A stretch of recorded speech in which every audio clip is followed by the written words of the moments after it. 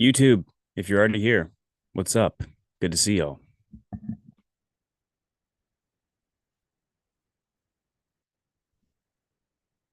Oh, Stormin, you're in. YouTube, if you're already here, what's up? Good to see y'all.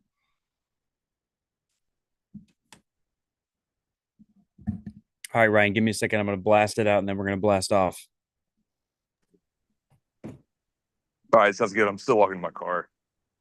No worries, man. You got time. We'll make this a quick one. It was one hell of a win. Yeah, it's one of those games where you just we just come in waves, and it's like, I mean, you just knew we were gonna blow them out at a certain point. Oh, yeah. Oh, yeah. Look, Oklahoma's good. We're better. No two ways about Yeah, it. yeah. I don't really know who the MVP is gonna be. That's. It's a good conversation, man. Look, I'm gonna fight for SEMO tonight, so you're gonna have to talk me off that ledge. Found treasure, baby. Found treasure. I might be dark while I'm driving, but at least I'll be able to talk. Yeah, that's all we need. Yeah. So I wasn't able to sit next to Charles. He had the floor seats, and um, every time the timeout happened, it was just a swarm of people around him, an absolute Oh yeah. swarm. Oh yeah. So it was hard. Hey, listen, man, you did your best. You got to see him, which is pretty sweet. The last time I saw Charles was at the Outback Bowl back in 2009. Northwestern. That's right, baby. That has All been a right. minute. Yeah, Blake came over and watched the game with me tonight, which was pretty sweet. Blake and I haven't watched a basketball game together, I think, since Yale. So that was nice. All right. Give me 2 seconds. We're blasted out on Twitter. Let me blast this out on the gram. And then we'll be good to start recording. How's my audio? It's all right. I know where to put my phone.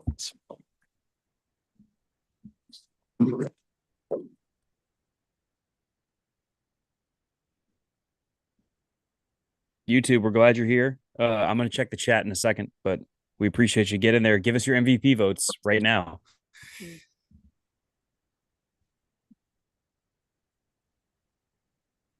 All right, and we're up. All right, let me get Ferg's stats ready here for the screen share, and we'll be good to go. You know, we love the Ferg stats Twitter. We do. And The YouTube. truth.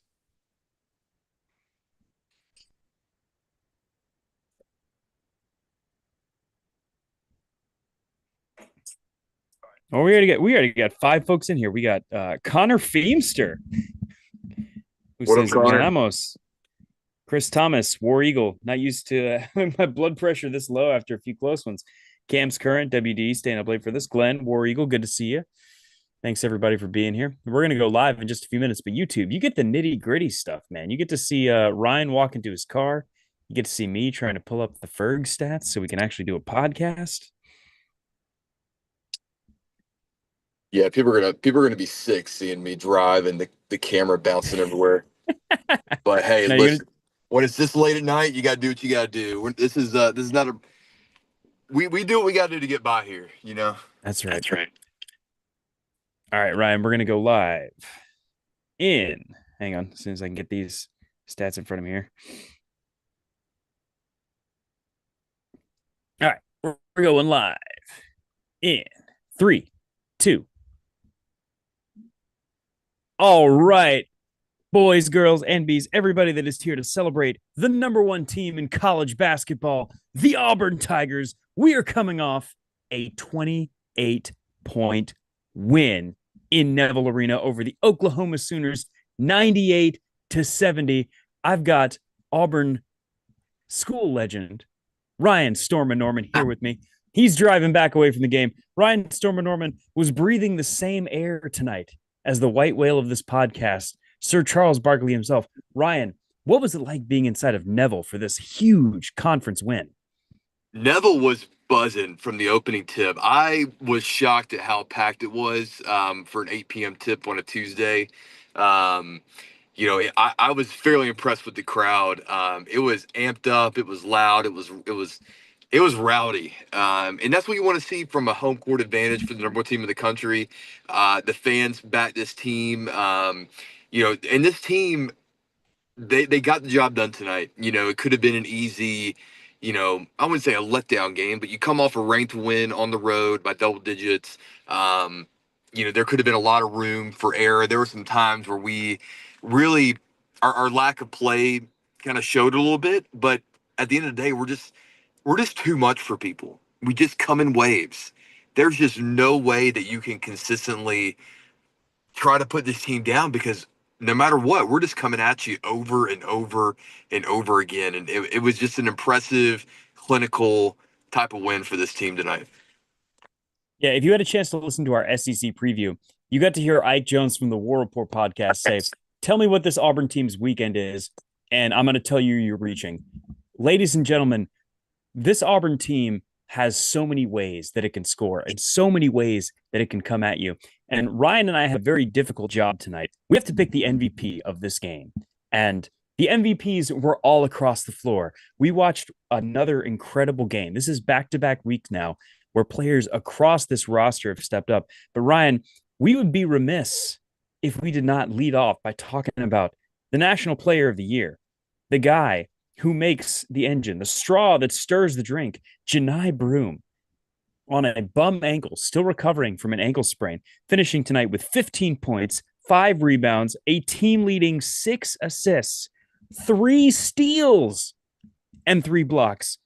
Ryan, take a minute to gush on Johni Broome for us. Yeah, Janai in that first half was what was so good. I mean, he was just so physical down low, and the fact that he had 6 assists tonight was so good. He was finding guys all over the court. They were throwing some defensive things at us that were different. You could tell it definitely bothered him in the second half. He wasn't able to find himself on the block. He wasn't able to find his rhythm down low and within the offense in the second half, which was interesting because we're so used to a second half Janai takeover. Um, and so for him to just come out there and have a clinical 15 points, only 2 of those in the second half. I thought it was a very impressive win. Definitely not what we're typically used to seeing. And credit to Oklahoma, they had a great game plan around him, but you can't just game plan for Janai. That's what makes this team so good. And we just came out there in more waves. We had more guys step up. But the fact that Janai is just not a bat to the basket type player, he was finding guys all over the court tonight, which was just so impressive, and could not be happier with just the fact that he didn't shrug his shoulders, he didn't get down on himself, he just went out there and found other guys with the ball tonight. Yeah, and Ryan, he's not a back to the basket player just yet because he was that before the injury. We've seen him be that multiple times over the course of his career. But you think about what Johni Broome did tonight as a 60% free throw shooter on the year. He went 7 of 9 from the charity stripe. So although he's still struggling to finish a little bit close to the rim, that to me is the biggest indicator that we don't have a 100% healthy Johni Broome back. 7 of 9 from the line. That's pretty good for our big man, and that's fantastic for centers in the SEC. Johni Broome really brought it tonight. But we got to talk about our other center tonight. Perfect from the floor. Big 44. Keep it going for Dylan Cardwell, ladies and gentlemen. Dylan Cardwell finished with 3 rebounds, an assist, 6. Ladies and gentlemen, count them. You need more than one hand. 6 blocks tonight to go along with 8 points. Ryan, Norm Stradamus, the predictor of the double big lineup. Talk about Dylan Cardwell. Yeah, I mean, what else can you say about Dylan? Our MVP last game, he just continues to just be the anchor of this team, especially on defense. There were so many times tonight where he took the Jeremiah Fears matchup on the pick and roll there, and Fears is going to be a next level player. He took that matchup on and just shut him down. I mean, just absolutely. Once again, he is what makes his defense go when we have our pick and roll man to man. We're switching everything. There's no mismatch when Dylan Cardwell's on the floor because he's able to guard this type of guards. which they kept driving in, and he would just come out of nowhere and block it with the backboard. He would time it perfectly. Um, Dylan, they're running out of things to say for him, just on how good he is on the defensive side of the court. And look, on offense, his game of just the way that he's able to open up the offense. You saw that in the second half with that incredible, reverse alley oop. When it comes to our pick and roll game, teams have to plan around that. You can't just continue to, double deny, double the pick and roll up top screen. Denver is really good at finding him on the roll. A lot of teams have been able to shut that down a little bit, but you can only shut it down for so long. And you were able to see that highlight in the second half from him, which was just absolutely incredible to see. Big time. I mean, we've got Mr. Beautiful here with us in the YouTube chat. Mr. Beautiful is a regular if you listen to this podcast, saying it's a Dylan MVP. We're checking the Reddit threads here. I bump fuzz. One word comment. Cardwell. We got TG Rogan 21 in the Reddit chat here saying could pick a lot of guys. Gonna go with Cardwell though. His defense and his energy is off the charts. His finishing is a bit better around the rim, and he had 6 blocks tonight. Ryan, we are not just watching him do this against Oklahoma, who's going to be one of those lower seeds in the SEC tournament just because the SEC is eating itself right now. But we watched him do this against Braden Smith, the potential All-American at Purdue, who people are now projecting as the second seed. Dylan Cardwell's defense has been so elite this season. And when we get him blocking 6 shots and scoring 8 points, it feels like found treasure. Yeah, I mean, so I had the opportunity and the ability to sit close to the court tonight, and just our size is just unbelievable. You don't understand just how big we are until you're able to see us up close in person like that. And Dylan is just an absolute. Like I said earlier, just running out of things to say about him. He is just a monster out there. Oklahoma is not small down low. Like they had some big guys, but Dylan just towered over them physically. And his just our athleticism, we just people just cannot match up with us like that for 40 minutes. This is the same Oklahoma team that beat Arizona, that beat Michigan, that beat Louisville, that beat some other Power Five teams, and even Vanderbilt last week by 30. And we just 30 points win in conference. We just warm out. That we're too much for people, and that's just crazy to see. You go back to the Ole Miss game last week, and just the ability for us to win it on the road by double digits. Ole Miss goes out there and beats Kentucky tonight by double digits at home, and really just ran them out of the gym, honestly. And just look at we are that good, and we are just that athletic that teams just cannot hang with us a full 40 minutes. There may be a close first half. It got a little close there for a little bit in the first half. But overall, just you can't match up with us. You can't match up with Dylan down low, Janai, Cheney. We just throw guys at you left and right every time on the court. Yeah, we really do. Cheney led the team tonight with 8 rebounds, but Ryan, there's one last guy we got to talk about in this MVP discussion, and it's a guy we've been begging for all year. We got it a little bit last game, but we really got it tonight. 4 for 4 from the field, 3 for 3 from deep, 2 for 2 from the line, 3 rebounds, 4 assists, a steal, and 13 total points. Our man running the point, Denver Jones, was perfect from the floor tonight. He turned in a Jalen Williams type performance. And if you ask me, he was the guy that made sure this game never got close. If that was Denver's going to be my vote for MVP here, because that was a vintage Denver Jones game. Just in the sense of, besides one or two, bad turnovers where he made a pass where a guy wasn't. He's only credited with 1 turnover. Yeah, just the one that missed pass to Cheney. Yeah, I think that was the one. But look, Denver, when he is in rhythm, he does not miss. He just doesn't. And there were times tonight where we needed to extend that lead. It was within 10 to 11, and he would come down and he would hit that 3, and extend it to 14 to 17. And it's just so in rhythm. You're right. He made sure that this game never got close. And just his ability to run the offense, to control the offense.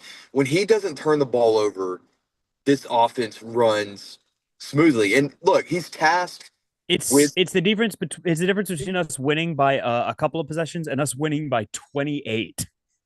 yeah. I mean, we I can't really see the stats, but I think we fairly took care of the ball pretty well tonight. Yeah, I We want to finished say tonight with only 7 turnovers, which is under 10, which is always Matt's mark for when we had a really great game. If you keep it under double-digit turnovers, that's huge. yeah. So I would say, overall we took care of the ball pretty well. What was I so in terms of MVP, Denver, Oklahoma is known for their offense. Bruce talked about it, trying to talk up the team. They're known for their guards. They're known for their offense. And so for us to come out there as our guard unit and really hold their guards, look, we suffocate them. We suffocate teams' guards. We take away what they're good at, and Denver is the main guy behind that. So Jeremiah Fears, those guys who we really locked in on, we made their night difficult. It all started with Denver, and offensively, he knocked down shots, he knocked down free throws. Denver's going to be my vote for MVP tonight. I know some of the other I mean, guys contributed, and really made a difference, but in terms of keeping that game at arm's length, continue to extend the lead in the second half. He had some 2 threes there that really got it going for us. and Ryan, you talk a lot about Denver's defense, and we talk a lot about Denver's defense on this podcast. It's not something that always shows up in the box score because we usually value offensive stats, things like assists, things like offensive rebounds, obviously things like points. But Ryan, I'm looking over here at Jeremiah Fears' shooting numbers from the floor. 1 of 3 from deep, 1 of 8 from the field. You think about Forsyth, a guy that was sort of their breakout player who scored a lot more above his season average tonight. Also, 1 of 8 from the floor, 0 of 3 from deep.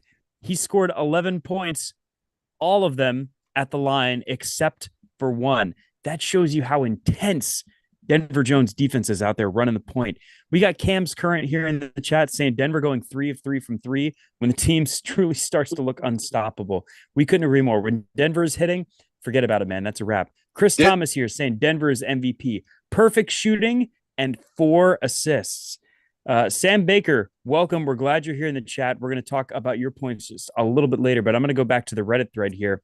We have Keep Cool Coolidge. We're super glad you're here. Keep Cool Coolidge. I have a rule that if you score in double figures without ever missing a shot, barring something spectacular by somebody else, you're the MVP. So Denver's my MVP, 13 points and 100% shooting.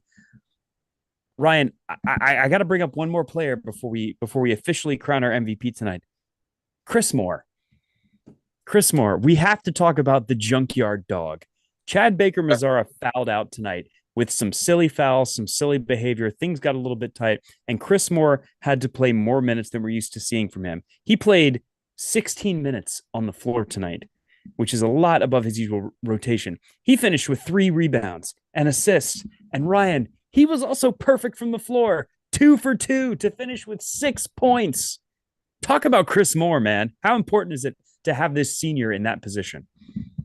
Yeah, when the game got tense and got physical, it's nice to go to the bench to get a 50-year guy. He played within himself tonight. He didn't do anything crazy. He took care of the ball, and he guarded well. He rebounded well. The drive he had at the end of the half was just a vintage like Chris Moore. We saw that a lot when he was a freshman and a sophomore.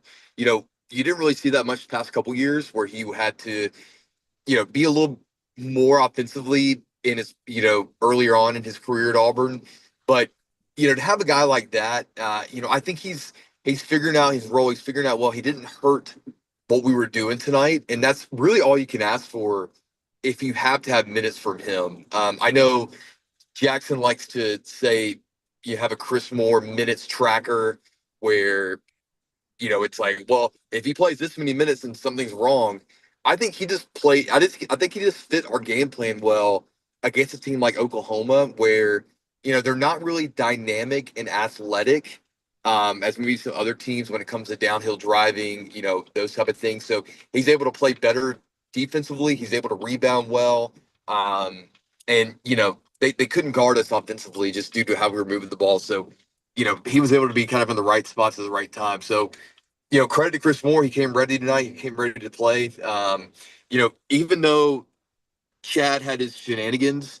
I got to point out he still had 15 points tonight. I Yeah. mean, and that technical foul was he got once again he got baited into that. I don't think he did anything crazy, but I know people are going to be all whatever with him, but you just got to let him be him. Like that's going to happen. They'll clean it up. He just did that because he's been really good this year by that stuff. Really good, and also that elbow to his chest. I Wait, know that. wait, Ryan, don't go too far into the player breakdown. We're going to talk about Chad here in a minute, but I appreciate us taking the opportunity to give Simo his flowers. But I think you're right. The great thing about Chris Moore tonight was when we brought him in, the team did not drop off. But when you talk about what separated us from Oklahoma, it was Denver Jones, it was Denver Jones defense, it was Denver Jones offense. So Ryan, let's go ahead and give him his crown.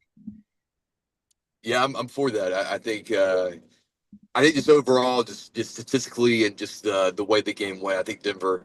I think you could always say Janai has a case just with that, but in the second half, I think Denver really shined tonight and really helped separate us from you know a a small double-digit win to a big one towards the end of the game. I mean, look, there's no denying that Janai Broom is the centerpiece around which this wheel spins, but Denver Jones is one heck of a spoke on this wheel. So, Denver Jones, congratulations, the Jungle Podcast MVP for this game. Let's You know, before we get into the Chad Baker Bazaar breakdown, can we talk about Chaney Johnson's emergence tonight? Chaney Johnson was huge in this game. yeah, you know what's I know that there were a lot of replays tonight and a lot of physicality, but I actually thought the refs called a pretty good game. Yeah, Being I agree. close to the game, and we didn't foul a lot tonight, and I think that had a big part of why we didn't see Jaheim Hudson, Turtle Hudson, until really the second half. I don't think he played at all the first half. No, Um, he didn't. Janai didn't have a foul at all to the second half, I believe. Our guys really guarded well without fouling tonight. We were in really good spots. We defended really well. I'll tell you what, who I was also really impressed with defensively was Tahad today. The jump he Oh has yeah. made from the beginning of the year to where he is now just shows how coachable of a player he is, and his willingness to learn and to grow as a player. I mean, defensively, he could guard anything at the start of the year, and tonight he was just really cutting guys off from their driving lanes. Was down low, boxing out. I I could not have been more impressed with just how much he's grown defensively since the beginning of the year. But yeah, Cheney can have this type of games, man, when he gets into the flow of the game, when he's not fouling he fouls a lot and he gets those two quick fouls in the first half of games.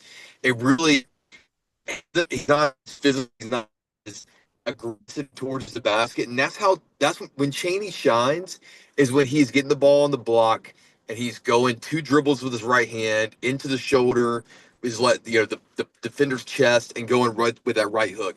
It is unstoppable. His bounce down low, his vertical leap when he does that, people can't stop it. And he's just so good at that. And that's when you know you're going to get a good Cheney game is when the first couple times he touches the ball, he's doing that. So, um, I thought Cheney was just so good at that down low. And just defensively too. Him and Dylan, when they're locked in defensively and we're having the block party, I mean they're just so bouncy down low when it comes to that stuff.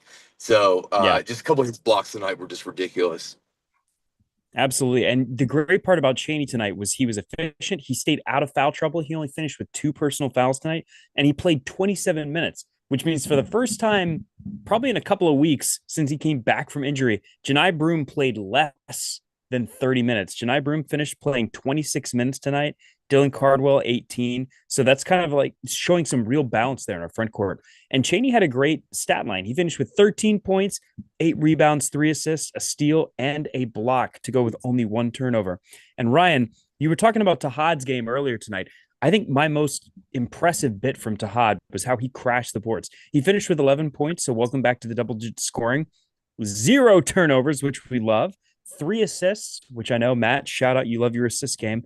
And all four of Tahad's rebounds were defense, finally using some of that bounce to get in there and grab some defensive boards. What was really cool about sit up close is that sometimes you get to see things that you don't see on TV, in between, timeouts or whatever on the bench. If you recall, number 14 from Oklahoma in the first half got a technical foul. I think he taunted or did something. And Tahad had missed a couple of shots before then, and he Denver Jones wanted to do the technical free throws, and Tahad went up to him and was like, "Hey man, I need to find my shot. Can I do these free throws?" And Denver said, "Yeah, I got you, bro." And that just shows the leadership and the belief that these players have in each other. And a 50-year senior saying, "Yeah, man, that's cool. You go get your shots so you can find kind of your rhythm."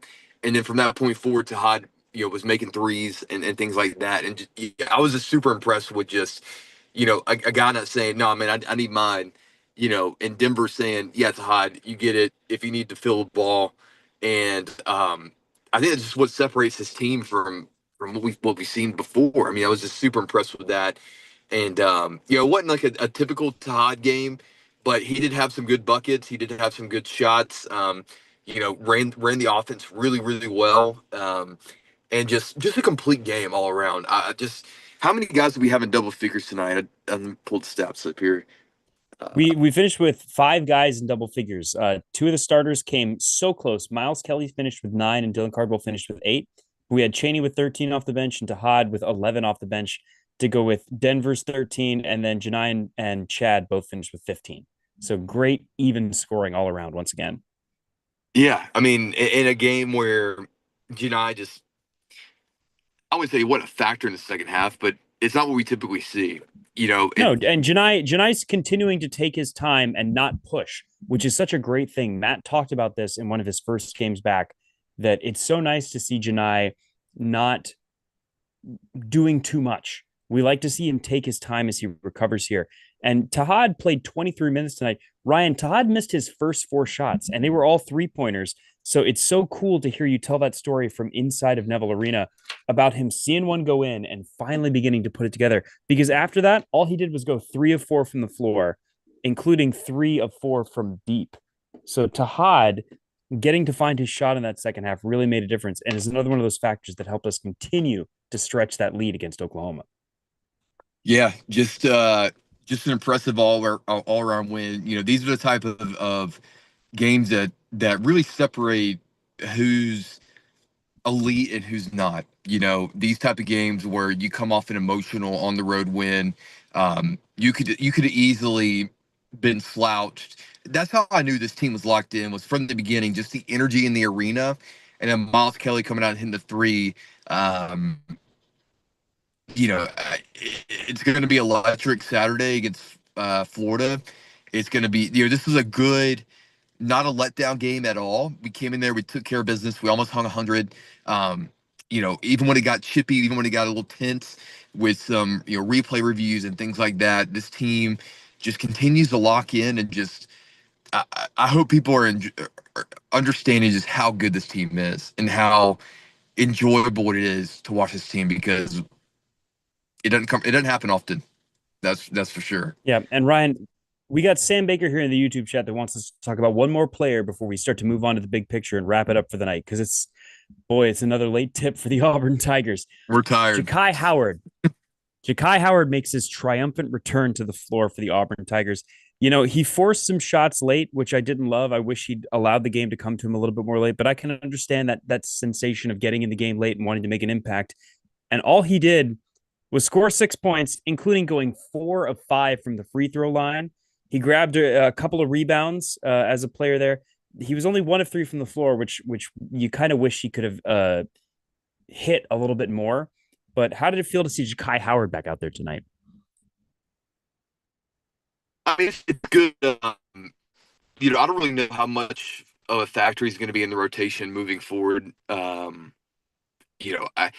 look, if you ever go back and watch every game Ja'Kai's played in, every time he touches the ball, he's going to shoot it. He's just going to. So immediately when he touched the ball tonight, he shot it, and credit to him, he drew a foul.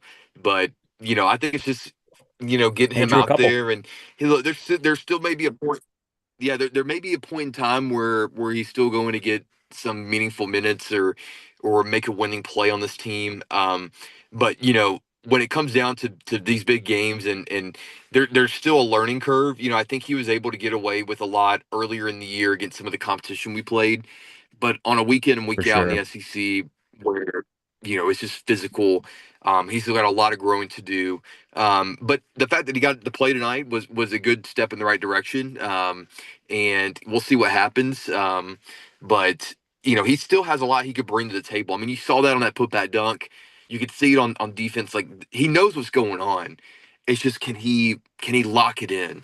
Yeah, Consistently. We may not see that this year. We may not see it till next year, honestly. But there's still a story to be written about him for the rest of the year.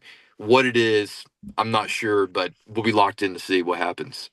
definitely. I mean, Anita Patterson's here in the chat saying that Chad needs to stay in the game. We need him. And if Chad Baker Mazara fouls out in another game, or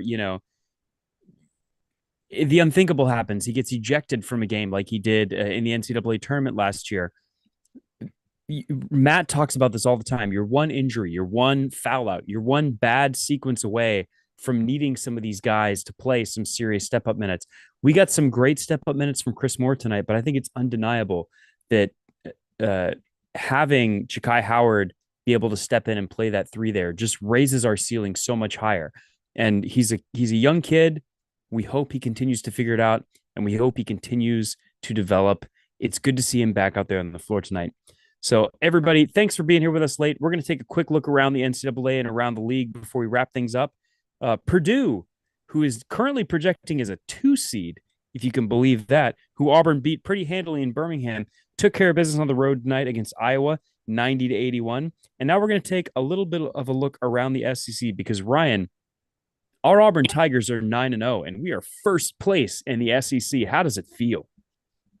It's crazy. I think you could see just how volatile this league is on a week in and week out basis. You could be like a Kentucky and go, um, beat Florida.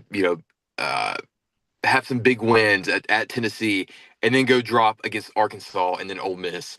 It's so volatile. It's so up and down. That's why I say don't take for granted what we're doing right now because we could easily have those letdown games, and we're not doing that right now. And we're so focused for every game. We're playing so loose. So the fact that we're 9-0, I don't think any of us could have saw that coming at the beginning of the year. Heck, I don't think Not even a little. no, not even a little. Um, but it's just don't take this for granted, folks. I can't say it enough. It's just crazy. And Saturday is going to be one of our biggest tests of the year. Um, against Florida. I think that's the one that a lot of us painted as maybe one of our hardest games of the year, just because of how we've matched up with them in the past and how their guards are. I think you're going to go over, their score tonight. But that's going to be one that we got to have. I think we got to Yeah. have this game. Yeah, for sure. We're lucky Alabama's on their midweek bye this week, which means we are now in a full 1 game possession of first place in the SEC. But like Ryan talked about, Ole Miss took care of business at home against Kentucky. So you can see that win in the pavilion is nothing to scoff at. They won 98-84. So that's a 14-point win over the Kentucky Wildcats. And Florida took care of business at home against Vanderbilt 86-75. So once again, a double-digit win.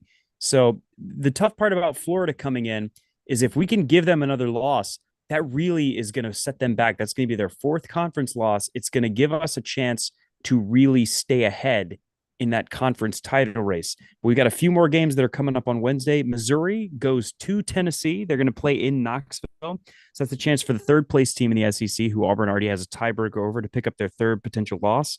Arkansas plays at Texas. And in the snooze fest at the 9 p.m. tip on Wednesday night, it's LSU against Georgia to see who can begin to climb their way out of the bottom of the barrel. So the SEC just continues to be an absolute gauntlet. Yeah, one thing to look out for Saturday. Florida had one of their worst offensive games in their history at Tennessee. Um, against good athletic teams, they've struggled to score this year. They struggled against Missouri. They struggled against, Tennessee. Um, so, I know we talked about their guards and just how elite they are. And yes, they could pose as a problem. But we also could pose them a problem, which is how good our guards are defensively. Big Um, time.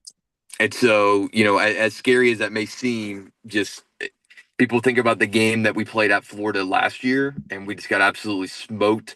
But this is a different team. This is a different mentality. We've got, you know, And it's in Neville. It's in Neville. It's in our house. it's an afternoon tip. That place is going to be ready to roll. They're going to be camping. Students going to be fired up. It's going to be it's going to be a good one. I don't know about And you, Ben, but I'm having fun. Are you having fun? Ryan, I'm having so much fun. War Eagle, baby.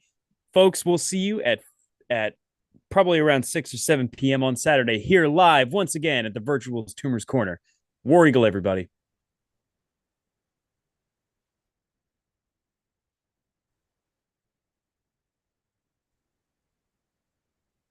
All right. YouTube, thanks for being here. We appreciate all of you joining the chat, participating in the conversation. It is late. Ryan's got kids to get back to. I got work in the morning, so we're going to call it a night here. But Saturday night, we can't wait to see y'all as we take on number 6, Florida. That's a 4 o'clock tip, so the game is going to be a little bit easier to catch up to. And we'll see you then, everybody. Good night, Ryan.